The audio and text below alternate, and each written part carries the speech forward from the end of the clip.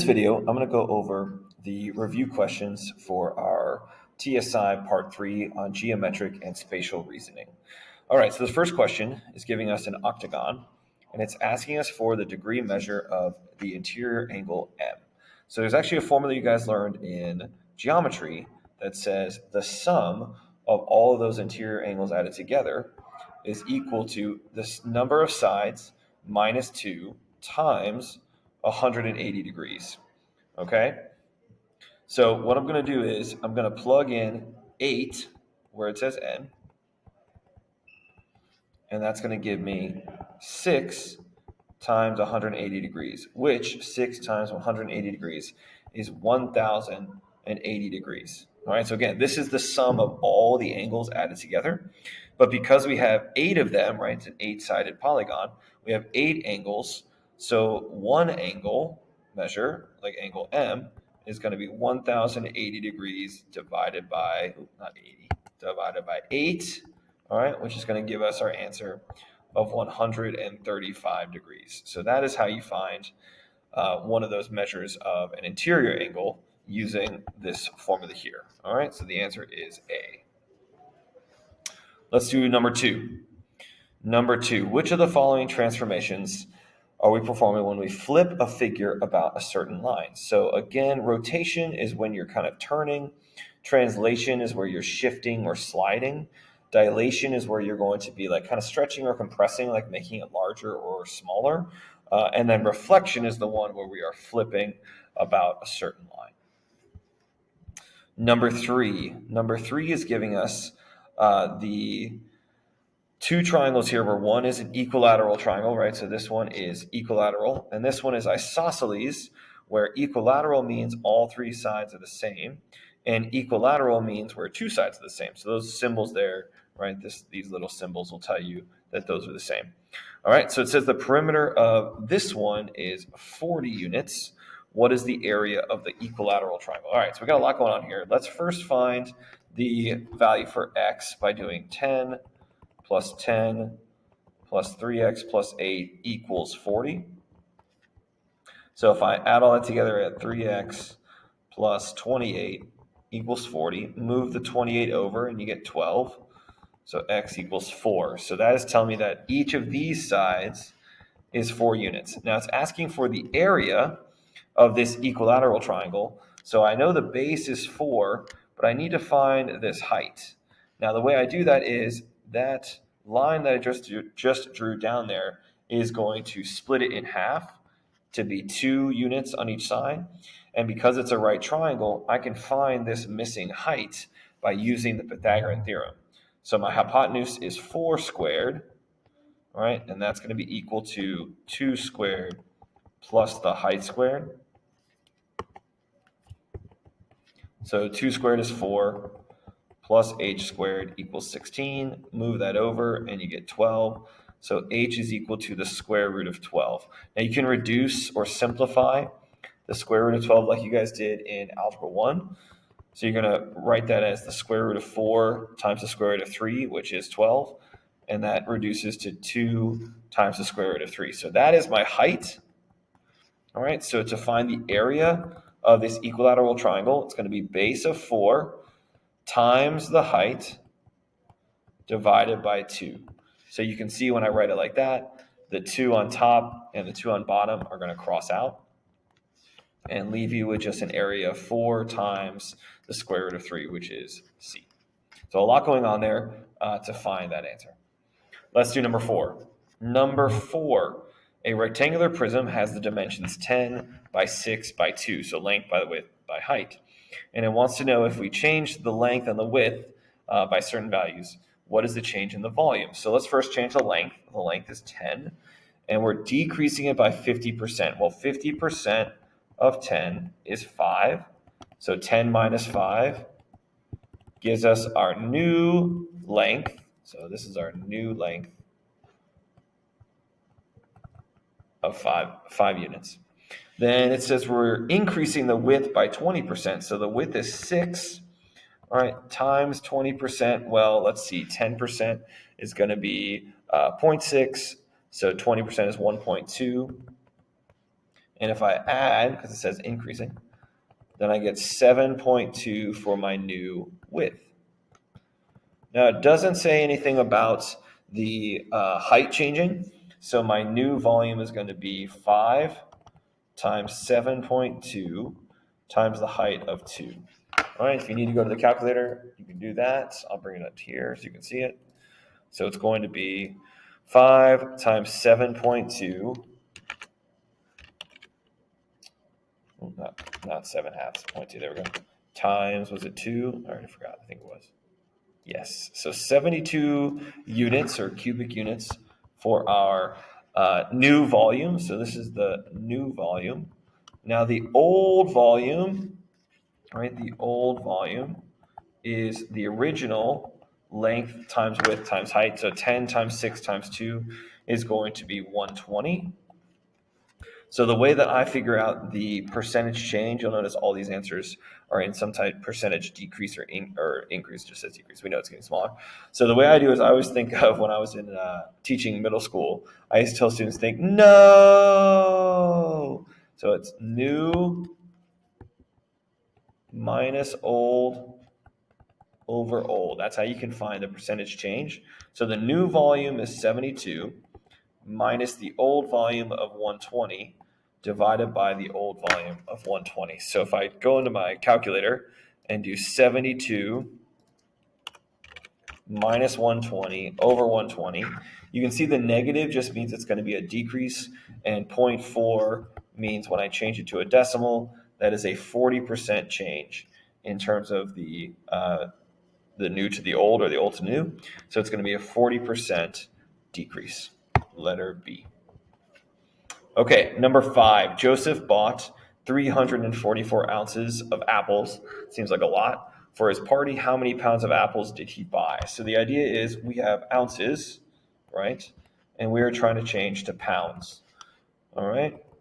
So what I do is I'm thinking I need to change this to be pounds on top. So there are 16 ounces for every 1 pound. So in order to get this to be the correct answer, I'm going to use dimensional analysis, where it says I'm going to divide 344 divided by 16, and that will leave me with pounds. So 344 divided by 16 should give us the right answer of 21.5 pounds.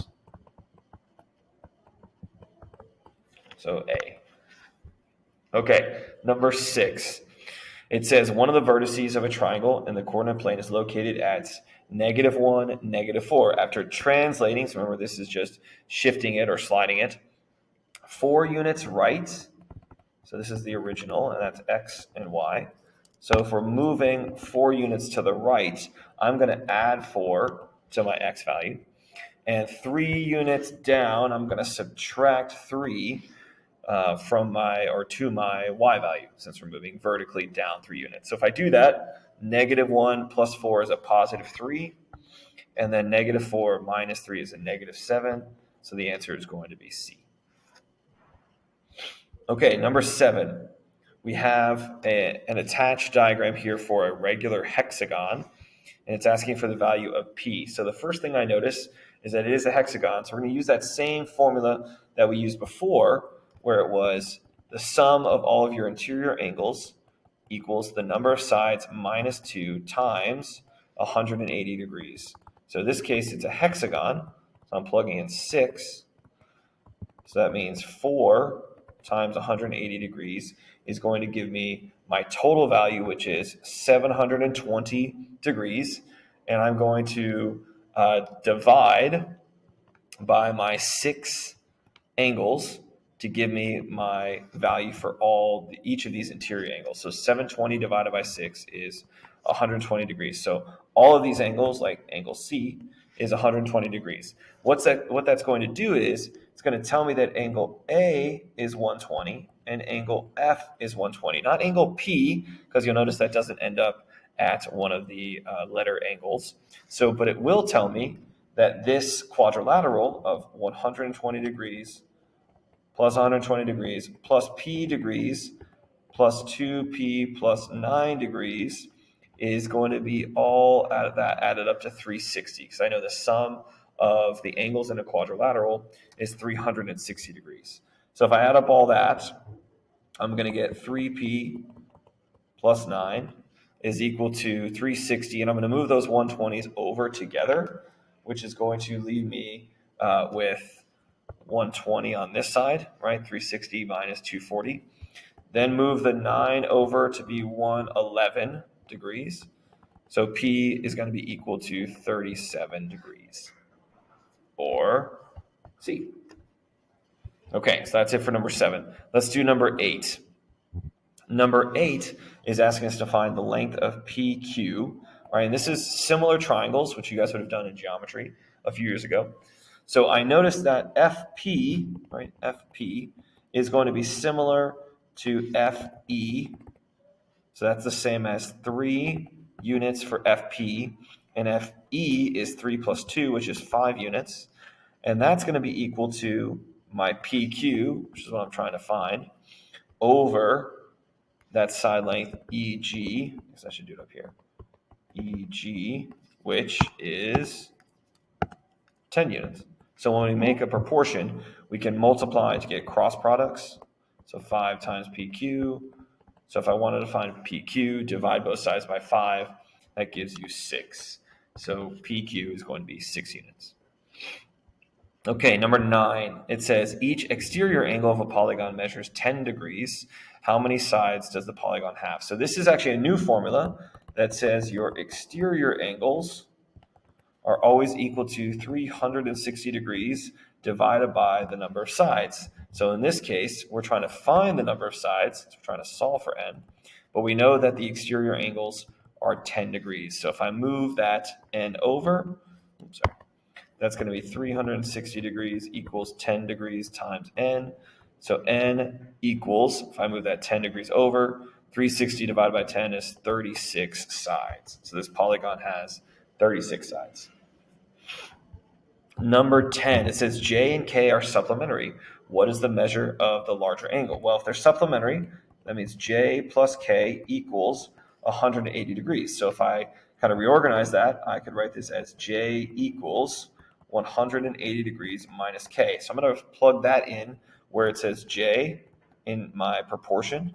So my new numerator is going to be 180 degrees minus K over angle K equals 4/5. Remember, you can use cross products. So 5 times 180 minus K equals 4K. Distribute, you got 180 times 5, which is going to be 900 degrees, minus 5K equals 4K. Move the minus 5K over with addition to get 4K plus 5K, which is 9K. So K equals 100 degrees. Now, again, you're going to see that's the answer. But J, if these are supplementary, then J is equal to 80 degrees, right? 100 plus 80 is 180 degrees. So it says, what is the measure of the larger angle? So 100 degrees is the larger angle. Okay, number 11.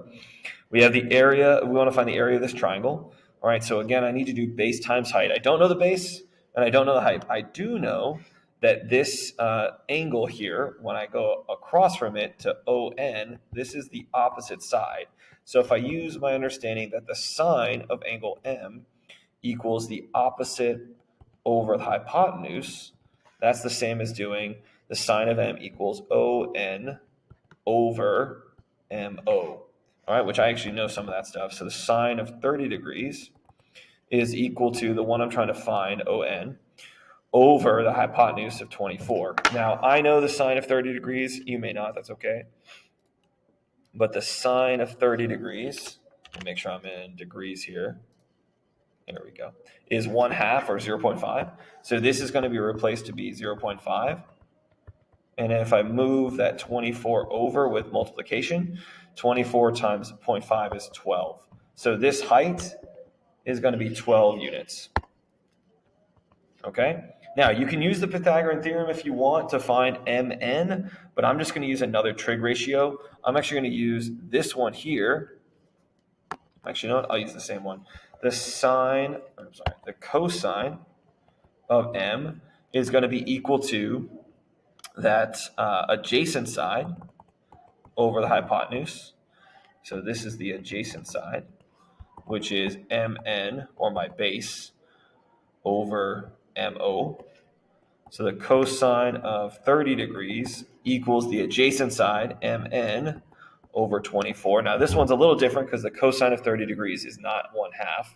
It is actually the square root of 3 over 2, which is equal to mn over 24. So if I move that 24 over, I get 24 times the square root of 3 over 2, which reduces to 12 times the square root of 3. So this base is 12 times the square root of 3. Most likely you would have used a calculator and gotten a decimal. That's fine. Just make sure when you look at your answer choices, you also have to think about decimals as well. So to find the area, that's going to be my base, 12 times the square root of 3, times my height, divided by 2. So if you wanted to make one of those 12s become a 6, right? So this one's going to cross out to be 6 times 12 times the square root of 3, which gives you 72 times the square root of 3. So that is a lot for that question. Okay, almost done. 4 more. Tom's kitchen measures 12 feet by 10 feet. What is the area in yards? So I'm going to first change each of these, kind of like I did before with the ounces and pounds, to yards. So yards is going to go up here. And I would like to get rid of the feet and the 3 feet in every yard. So this is going to be 4 yards for that 12 feet. Do the same thing for the 10 feet. So that's going to be equal to 10/3 yards. All right, I don't need to worry about reducing it. You can get a decimal if you want. But so the area is equal to 4 yards times 10/3 yards. So if you multiply that, you get 40/3 for the area in square yards. Okay, 13. So 13 is giving us a part of the circle that's highlighted or shaded with an angle of 40 degrees. It's telling us the radius is 9 centimeters, and we want to find the area of the shaded region. Well, I know that the area of a circle is pi r squared. So in this case, that's going to be pi times 9 squared, or 81 pi. But we only want the area of the shaded region, so I basically need to figure out how much of the circle is that slice, right? If you think of like pizza. So the area of the shaded region is going to be 40 degrees of that whole circle, which is 360 degrees, and then you can multiply it by the area of the whole thing. So 40 degrees out of the total 360 degrees of a circle reduces to 1/9. So if you multiply 1/9 times 81 pi, you'll get the area of that shaded region, which is going to be 9 pi, letter D. Okay, we're almost done. Here we go. 14, which of the following is a positive coterminal angle for an angle of negative 45 degrees? Well, negative 45 degrees is moving in the clockwise direction, and it's halfway through that fourth quadrant, so there's negative 45 degrees. Coterminal means that it's going to go all the way around in either direction, positively or negatively. So you're going to be adding or subtracting 360 degrees. But since it says positive, if I subtract and do negative 45 degrees minus 360 degrees, then ultimately that's going to be still a negative. So I need to do negative 45 degrees plus a positive 360 degrees, which gives me 315 degrees, or C. And last but not least, last one, 15. All right, so it gives us this figure and it wants us to find the area of this square. All right, now all of these squares are going to be the same, or all the side lengths are the same. So what I'm going to do is I'm going to use the Pythagorean theorem to find the side lengths. So it'd be like a squared plus a squared equals the hypotenuse 12 squared, right? If I think of each of these are right triangles. And the reason I put a and a is because all of these, you get whatever letter you want, all of these are going to be the same if it is a square. So that's going to be 2a squared equals 144. Divide both sides by 2, and you get, that's going to be, 72, I think. Let me make sure that's correct. I believe that's correct. Yes, 72. And then to take the square root of that, you have the square root of 72 to get a. And if you reduce that square root of 72 into the square root of 36 times the square root of 2, the square root of 36 is 6. And that's going to be the square root of 2. So each of these side lengths is 6 times the square root of 2. So to find the area of the square, I'm going to multiply 6 times the square root of 2 times 6 times the square root of 2, which is going to be 36 times the square root of 4. The square root of 4 is 2. So when you add those together, or excuse me, when you multiply 36 times 2, you get 72. All right, so that's it for this review. Good luck on the test.